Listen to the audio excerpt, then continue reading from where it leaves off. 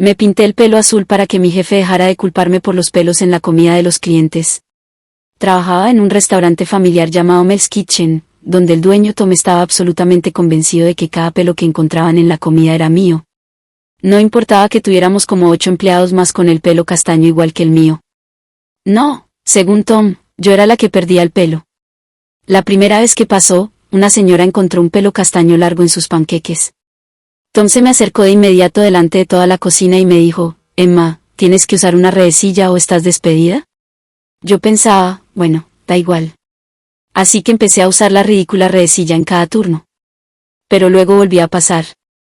Cada vez que alguien se quejaba de pelos en la comida, Tom me señalaba y amenazaba con descontarme el sueldo. Le repetía una y otra vez que no era yo porque, bueno, llevaba una redecilla. Pero él solo negaba con la cabeza y decía que estaba siendo descuidada. Los demás camareros empezaron a mirarme raro, como si fuera una especie de infractora de salud. El punto álgido llegó un sábado por la mañana con prisas. Un hombre de negocios pidió huevos Benedicti y se encontró no con uno, sino con 3 pelos castaños enredados en su salsa holandesa. Estaba furioso y amenazó con llamar a sanidad.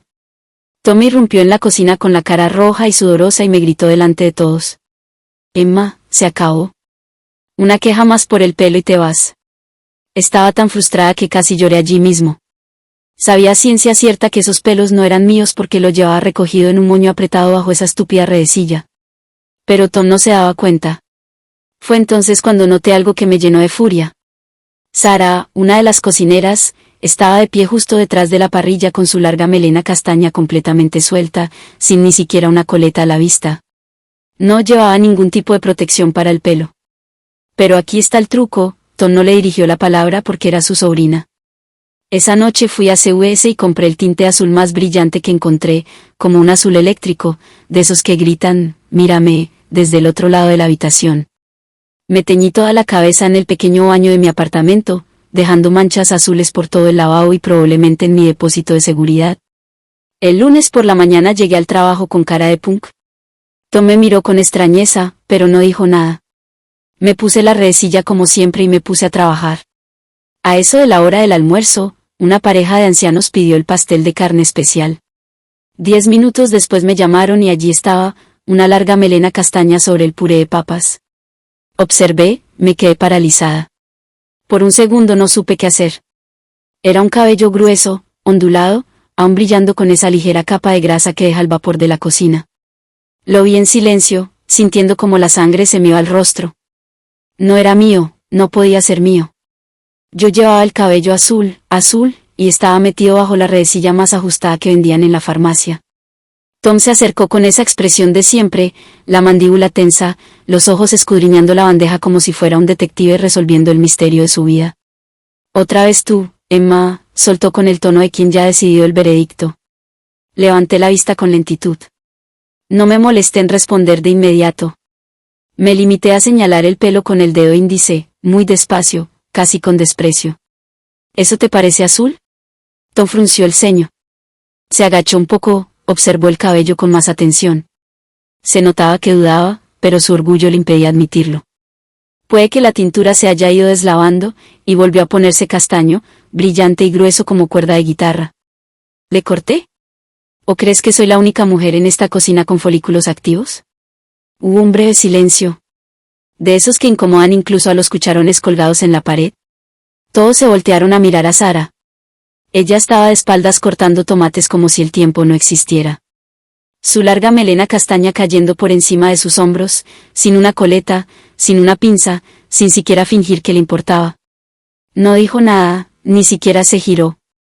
Tom me miró de nuevo. Estaba atrapado. Si me despedía en ese momento, se arriesgaba a un escándalo.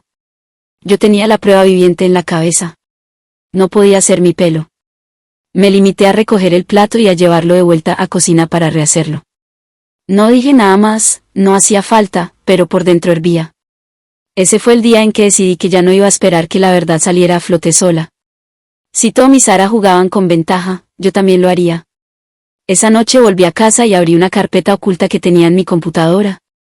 Dentro, una serie de fotos que había empezado a tomar semanas atrás, mechones de pelo castaño sobre platos, imágenes borrosas de Sara con su cabello suelto mientras cocinaba, capturas de cámara de seguridad con fecha y hora. Sabía que podía parecer excesivo, pero en Mel's Kitchen no existía el beneficio de la duda. O te defendías tú misma o te dejaban caer. Esa semana empecé a tomar notas, a documentar cada turno, a escribir cada incidente. Sabía que no era la única que había sido víctima del favoritismo de Tom, pero yo iba a ser la primera en demostrarlo.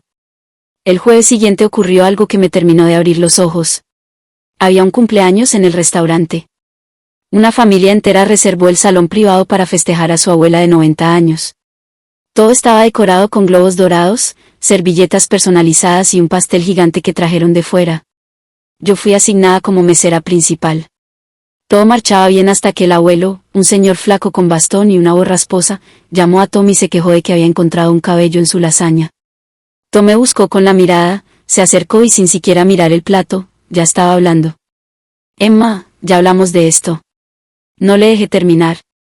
Caminé decidida hasta la mesa, tomé el tenedor del cliente con guantes y con una servilleta saqué el cabello. Lo puse sobre la palma de mi mano y lo mostré. Era castaño, largo y ligeramente ondulado. ¿Sabe qué es lo más interesante, señor Tom?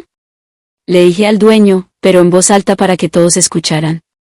Que esta semana he trabajado con redecilla y con el pelo azul. No solo eso, tengo un moño. Y si quiere podemos revisar las cámaras. Tom apretó los dientes. Un silencio pesado invadió el salón. La familia se quedó boquiabierta. Un niño soltó un "oh", como si estuviéramos en una función de circo. El abuelo miró a Tom y preguntó con calma. Entonces, ¿quién está cocinando con el pelo suelto? Tom no respondió, solo se fue. Esa noche, al terminar mi turno, noté que mi casillero estaba abierto, algo que nunca pasaba. Yo siempre lo cerraba con un pequeño candado de combinación. Al abrirlo por completo, lo entendí todo. Mi uniforme estaba cortado con tijeras. La camisa de trabajo tenía una línea recta desde el cuello hasta el final. Y dentro del bolsillo encontré una nota. Tú no sabes con quién te estás metiendo. Me quedé inmóvil por varios segundos. No tenía pruebas.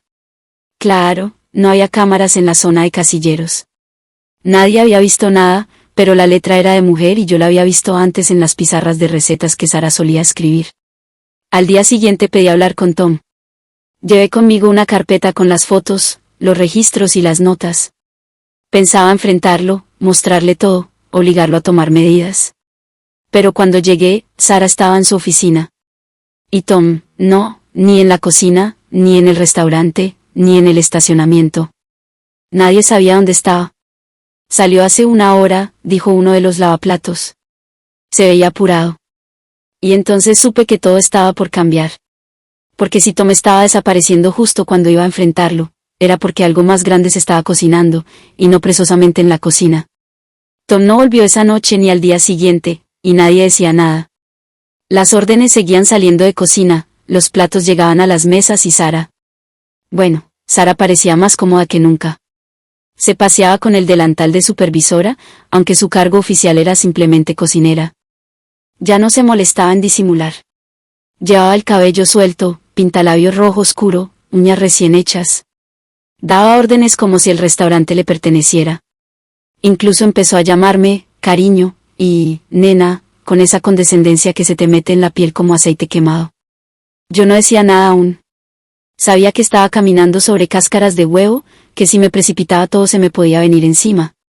Así que me mantuve en mi papel, la mesera silenciosa, la que anotaba todo, la que sonreía con profesionalismo y se metía al baño a desahogarse en silencio. Pero no dejé de observar. Un martes en la noche vi algo que me dio un vuelco en el estómago. Era casi medianoche. El último cliente se había ido. Me quedé un rato más limpiando porque sentía que algo raro estaba pasando. Desde que Tom desapareció, el ambiente se sentía más clandestino, como si las paredes respiraran un aire nuevo, más pesado. Estaba secando una bandeja cuando escuché el clic de la puerta trasera. Me acerqué con cuidado. Me asomé apenas. Sara estaba ahí afuera fumando. No estaba sola.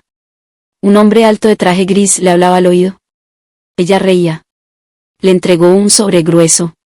Él se lo guardó bajo el saco y se marchó sin mirar atrás. Sara cerró la puerta y volvió a entrar como si nada. Yo volví a mi puesto como si no hubiera visto nada, pero algo se encendió en mi cabeza.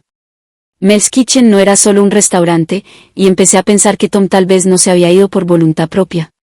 El jueves, al llegar a mi turno, me encontré con un nuevo cartel en la entrada de personal. Nueva administración. Todo reporte debe ser entregado directamente a Sara. Era oficial. La sobrina había tomado el mando sin aviso, sin votación, sin explicación. Nadie lo discutía. Algunos empleados incluso parecían aliviados. Tom era difícil, murmuraban, gritón, estricto. Sara, en cambio, llegaba con sonrisas, regalos de galletas caseras y promesas de cambios positivos, pero yo sabía que todo eso era fachada. Sara era peligrosa, fría, calculadora, y si de verdad tenía algo que ver con la desaparición de Tom, yo estaba en peligro. Así que cambié de estrategia. Ya no bastaba con fotos o palabras o registros de cabello.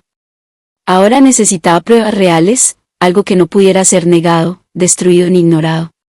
Empecé con lo básico, revisar la cocina en mis tiempos libres. Miraba detrás de los estantes, entre los armarios de especias, debajo de las estufas. Una noche encontré un folder mojado junto al calentador de agua. Dentro había facturas, todas a nombre de Mel's Kitchen, pero con conceptos raros: consultoría de seguridad, transporte especial nocturno, productos sin etiquetar, algunas con montos de 5 cifras, otras sin nombre de proveedor. Me las guardé. Sabía que era peligroso, pero también sabía que eso no era normal.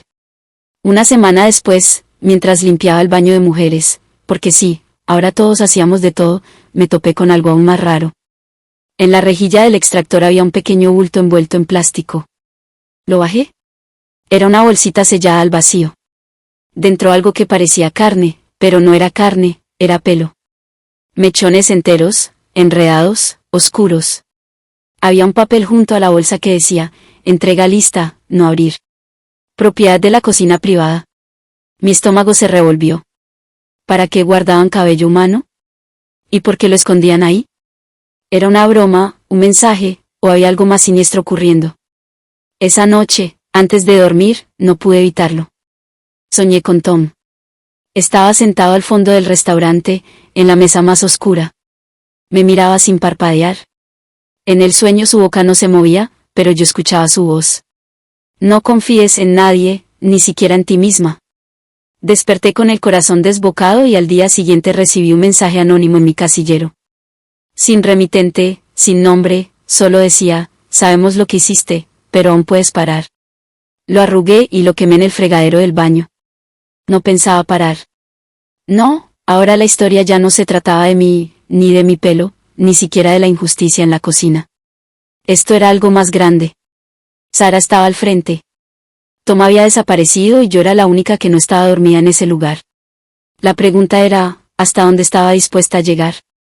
Y lo más importante, ¿a quién más iban a silenciar antes de que yo hablara? El viernes por la mañana, antes de mi turno, decidí pasar por la biblioteca municipal. Sabía que Sara había crecido en el pueblo, que su familia tenía raíces ahí. Tal vez si tiraba un poco de ese hilo encontraría algo. No tenía un plan exacto, solo una corazonada que no me dejaba dormir. Busqué registros comerciales, archivos antiguos, notas de prensa. Nada. Ninguna mención a Sara López como propietaria ni como empleada registrada en Mel's Kitchen. Solo aparecía Tom. Desde que el restaurante fue fundado en 1998, él había figurado como único titular. Pero algo llamó mi atención. En 2004 hubo una denuncia por violación del Código de Salubridad, una muy grave. Fue cerrada abruptamente, sin sanción. Y en la nota, el inspector que firmaba el reporte llevaba el mismo apellido que Sara López. Mi corazón dio un pequeño salto. Familia, una conexión interna que limpiaba sus errores. Era por eso que nadie la tocaba.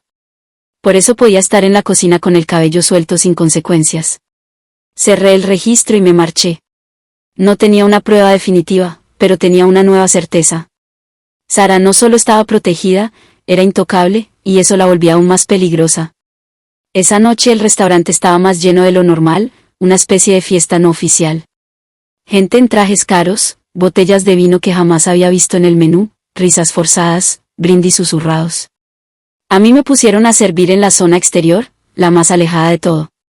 Emma, quédate afuera, me dijo Sara. Adentro necesitamos privacidad. Esa frase me hizo fruncir el ceño. ¿Privacidad? ¿Para qué? ¿Quién necesitaba privacidad en un restaurante familiar un viernes por la noche? Tuve que obedecer. Mientras recogía copas vacías de la terraza, escuché risas ahogadas y pasos acelerados. Me asomé por una rendija entre las cortinas del ventanal lateral y ahí estaba él.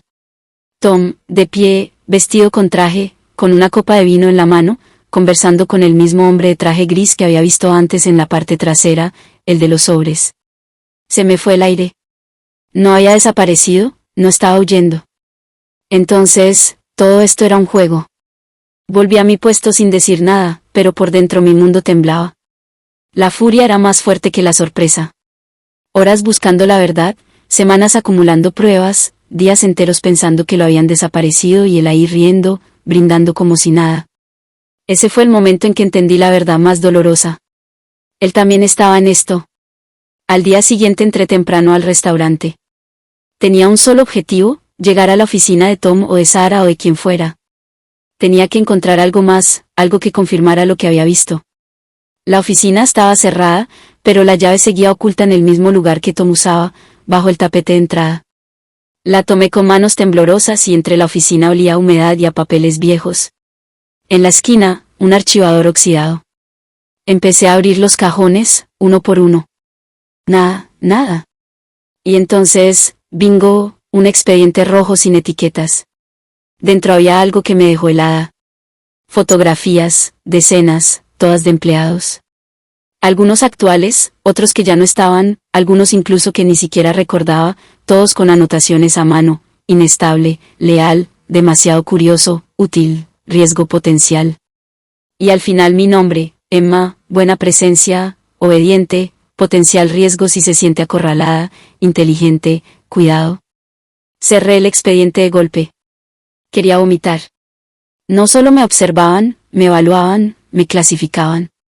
Mel's Kitchen no era un restaurante, era un experimento, y yo era una rata más en el laberinto. Esa noche no dormí. Volví a casa con el expediente oculto bajo la chaqueta. Lo puse sobre la mesa, lo abrí otra vez y revisé cada hoja. En una de las últimas páginas había un croquis a mano, un plano subterráneo, un sótano. Jamás había visto uno en el restaurante, pero ahí estaba marcado con líneas rojas, un pasillo detrás de la cámara frigorífica, una puerta sin etiqueta, 3 escalones, zona restringida, decía el croquis. No pude evitarlo. A la mañana siguiente entré temprano, antes que todos, antes que el primer cliente, fui directo a la cámara frigorífica. Al fondo, entre cajas de carne y bolsas de papas congeladas, había una cortina plástica gris. La corrí, una puerta sin letrero. La empujé, 3 escalones. ¿Y bajé? Oscuridad, humedad, un olor que me revolvió las tripas. Encendí la linterna de mi celular. Paredes sin pintar, tubos expuestos y una mesa metálica al fondo. Sobre la mesa, carpetas. Y en la pared, fotografías. Mi cara, mi uniforme, mi apartamento. Tomadas desde lejos, desde ángulos imposibles. Desde una ventana que yo nunca supe que estaba rota. Y en ese instante escuché un sonido detrás de mí. Pasos. Alguien bajaba. Apagué la linterna. Me quedé en silencio, el corazón latiendo como tambor. Y en la penumbra, una voz familiar. Emma, no deberías estar aquí. Era Sara. Emma, no deberías estar aquí. La voz de Sara rebotó en las paredes desnudas del sótano. No gritaba. No estaba enojada. Hablaba con una calma que me heló hasta la médula. Esa clase de calma que precede a una tormenta o a una confesión brutal. Yo seguía inmóvil en la oscuridad. Podía escuchar sus pasos bajando con lentitud. Un tacón, luego el otro. No pensé que llegarías tan lejos. Continuó, pero ahora lo entiendo. Eres lista, más lista que la mayoría. Por eso Tom tenía razón. Eres un riesgo. Encendí la linterna de mi celular de nuevo. El haz de luz tembloroso iluminó su rostro. Seguía maquillada como si el turno apenas empezara, pero sus ojos ya no eran los mismos. No tenía esa sonrisa amable que mostraba en el restaurante. Ahora su mirada era afilada, casi animal. ¿Dónde está Tom? Pregunté, obligándome a no tartamudear. Ella la dio la cabeza como si la pregunta le pareciera adorablemente ingenua. ¿Tom? Oh, Emma, Tom nunca se fue.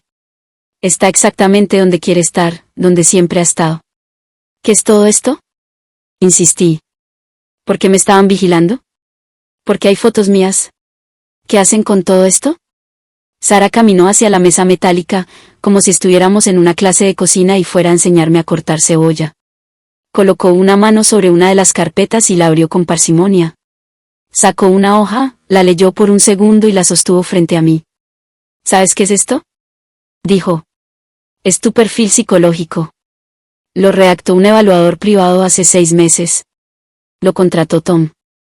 Dice que eres emocional, reservada, pero con una fuerte brújula moral, que reaccionas ante la injusticia, que eres inflamable, no literalmente, claro, pero lo suficiente como para que si te empujan lo bastante, ardas. Me quedé en silencio. ¿Por qué? Intenté decir algo, pero no terminé la pregunta. Sara me interrumpió sonriendo. Porque tú eras la última prueba, la final. Llevamos años haciendo esto, estudiando reacciones, documentando comportamiento humano bajo presión. Algunos creen que los restaurantes son solo negocios. Pero nosotros los usamos para entender a las personas, para ver quién se quiebra, quién obedece, quién se rebela. Sentí que me faltaba el aire. ¿Estás diciendo que todo fue a propósito? Las acusaciones. ¿Los pelos? ¿Era un experimento? Sara sintió. Al principio, Tom pensó que no lo soportarías, que renunciarías en la segunda semana. Pero tú resististe, peleaste, cambiaste, evolucionaste. Te teñiste el pelo de azul. Emma, eso no es solo una protesta, es una mutación de carácter, una señal de que el sujeto se adapta. Me di un paso atrás, tropecé con una caja. Casi caí. Esto es enfermizo. Tal vez, dijo Sara, pero es brillante. El silencio volvió por un momento. Yo no sabía si salir corriendo o lanzarle el celular a la cara, pero algo me detuvo. ¿Curiosidad? Tal vez. ¿O miedo? ¿O ambas? ¿Y ahora qué? Pregunté. ¿Me vas a desaparecer? ¿Vas a hacerme como a los otros? Sara suspiró y se acercó más. Su perfume, dulce y empalagoso, me llenó las fosas nasales. No, tú ya terminaste tu parte. Has dado más de lo que esperábamos. Ahora solo queda una decisión. ¿Cuál? ¿Quieres seguir con nosotros? La pregunta me cayó como un balde de agua fría. Has demostrado que sirves, que puedes adaptarte, que puedes llevar un rol sin saber que lo llevas y aún así cumplirlo. Tom quiere conocerte de verdad. Formalmente podrías tener un puesto mejor, más seguro, mejor pagado, sin redesillas, sin turnos dobles, pero sabiendo que todo lo que pasa, pasa por una razón. Que cada cliente, cada queja, cada plato es parte de algo más grande. No sabía qué decir. Me ofrecían poder, estabilidad, la oportunidad de no ser víctima, sino parte del sistema. Pero también significaba ser cómplice, ser otra Sara. ¿Y si digo que no? Dije lentamente. ¿Sara dejó de sonreír? Entonces esta conversación nunca ocurrió y tú renuncias. Te vas sin rastro, sin historia, solo una Emma más que no soportó la presión. Me miró fijamente. Y tal vez con el tiempo también termines en una carpeta olvidada. Subí las escaleras sin decir nada. No acepté, pero tampoco rechacé. Tenía que pensar. Tenía que entender qué quería hacer con todo eso. Volví a casa. Miré el techo durante horas. Pensé en lo fácil que sería aceptar, tener dinero, seguridad, dejar de luchar. Pero también pensé en cada plato arruinado, en cada insulto de Tom, en cada mirada cómplice de Sara, en cada pelo sobre cada maldito puré de papas. Y supe lo que tenía que hacer. No podía quemar ese lugar sola, pero podía hacer algo mejor, sacarlo a la luz. Esa madrugada tomé fotos del expediente. Escaneé las carpetas. Grabé una nota de voz contando toda la historia. Subí los archivos a la nube. Programé una publicación automática y luego redacté mi carta de renuncia. La dejé sobre la caja registradora antes de abrir el restaurante. Sara la vio. No dijo nada. Solo me miró y por primera vez parecía nerviosa. Al salir no miré atrás, pero sabía que el juego aún no había terminado, solo estaba comenzando. La publicación estaba programada para el viernes a las 8 de la mañana en punto. Videos, archivos, escaneos, audios, todo preparado, sin nombres directos, sin acusaciones abiertas, pero con suficiente información para que cualquier mente mínimamente curiosa comenzara a hacer preguntas. Subí el contenido a una cuenta anónima con apenas 3 seguidores y activé la función de disparo encadenado.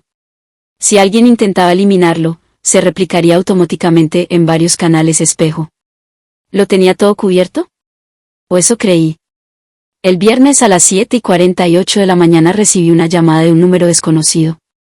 No contesté. Sonó de nuevo. Y luego otra vez.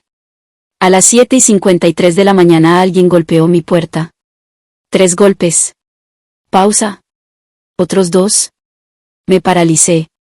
No esperaba visitas. Nadie sabía que había vuelto a mi antiguo departamento. Me quedé en silencio con la respiración contenida mientras el corazón me latía en la garganta. Entonces escuché una voz. Emma, solo quiero hablar. Espera, Tom. No deberías estar aquí, le dije sin levantar mucho la voz. Y no deberías saber dónde estoy. Del otro lado, silencio. No vine a amenazarte, dijo finalmente. Solo quiero darte una advertencia. Me acerqué a la puerta sin abrirla. Ahora eres tú el que da discursos. No se trata de ti, Emma, dijo con un tono inesperadamente sincero. Se trata de lo que estás a punto de desatar. ¿Tú crees que me voy a quedar callada?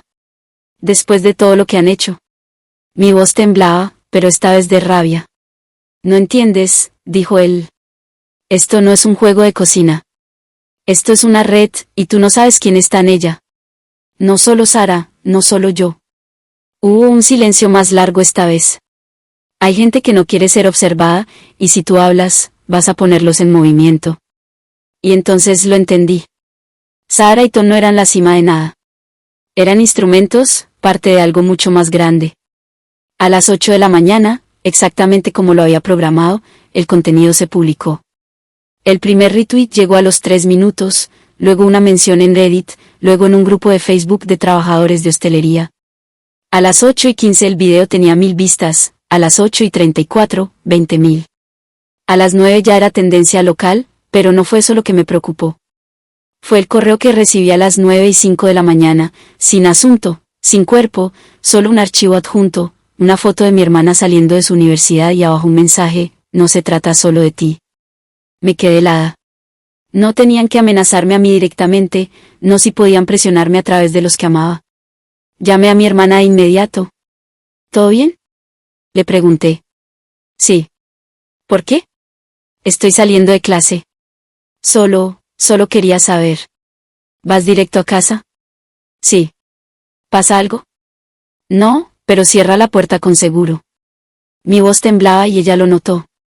Emma, te llamo luego. Colgué. El teléfono no paró de sonar ese día.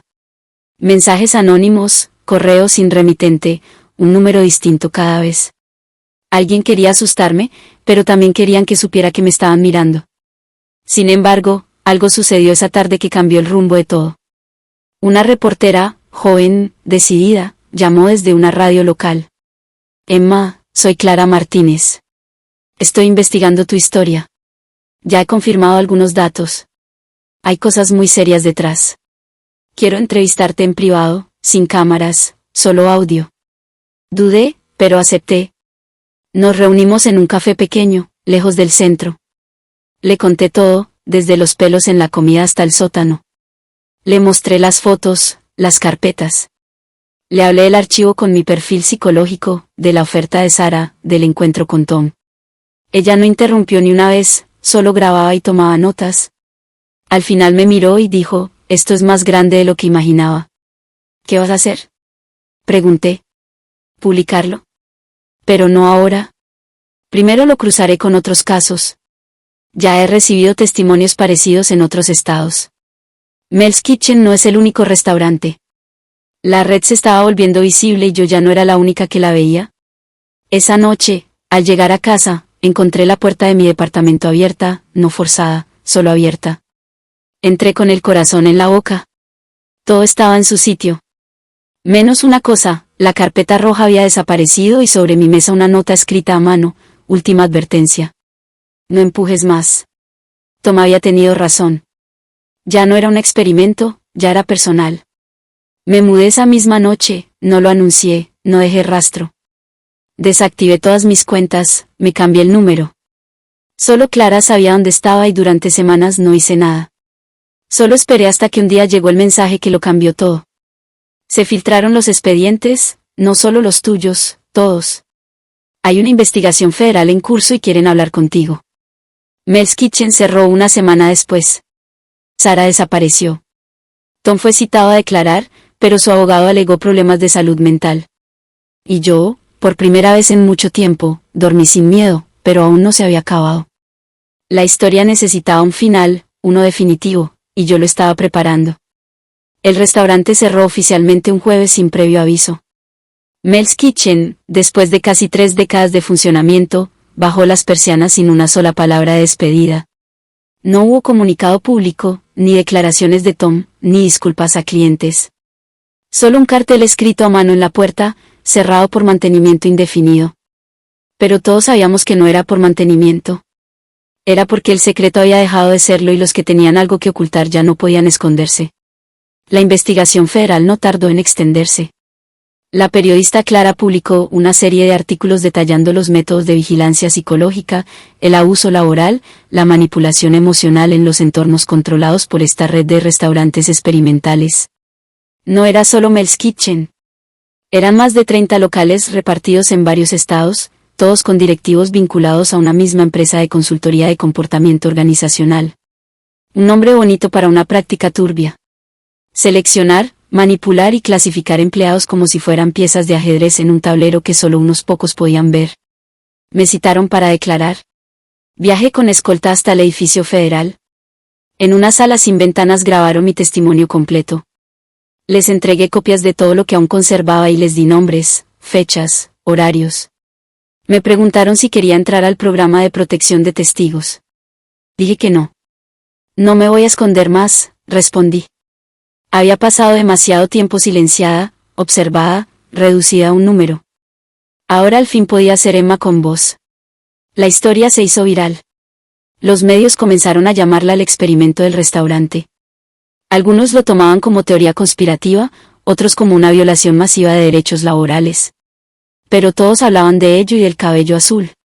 Ese se convirtió en el símbolo, el acto que había cambiado el curso de todo. Me entrevistaron en varios podcasts.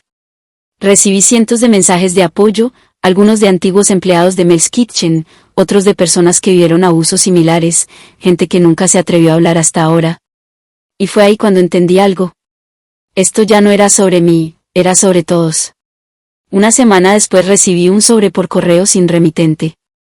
Dentro un solo objeto, una redecilla para el pelo teñida de azul y una nota. Jugaste bien, pero el juego no ha terminado. La amenaza era clara. El sistema aún respiraba en algún lugar, pero ya no tenía el poder que antes, porque ahora sabíamos que existía, y eso lo hacía más vulnerable. Pasaron los meses. Me mudé a otra ciudad. Estudié, volví a escribir. Publiqué un ensayo con Clara como coautora. La cocina del control. Crónica de una resistencia accidental. Ganamos una beca. Viajamos a conferencias. Charlamos con universidades. Y en cada lugar repetíamos el mismo mensaje. El abuso disfrazado de orden no deja de ser abuso. Pero hubo algo que nunca olvidé.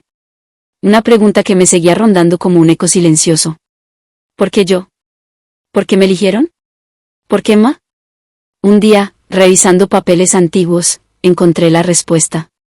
En uno de los perfiles escritos por Tom había una línea subrayada con rojo. Observadora. No se adapta al silencio. Ideal para reacción. Habían apostado a que yo explotaría y lo hice. Pero no de la forma que esperaban. No con rabia, sino con verdad. Y esa fue su derrota. Hoy paso frente a lo que una vez fue Mel's Kitchen. El local está abandonado. Las ventanas cubiertas con madera. Las paredes grafiteadas. El letrero colgando torcido. A veces cierro los ojos y escucho el bullicio de la cocina. El grito de órdenes. Los platos cayendo. La risa falsa de los clientes. Y esa voz. Emma, usa la redecilla o estás despedida. Y sondeó porque sé que ya no tienen poder sobre mí. Porque sé que nadie más tendrá que teñirse el cabello para demostrar su inocencia. Porque sé que esta historia tuvo un final. Uno donde la verdad por fin fue más fuerte que el miedo.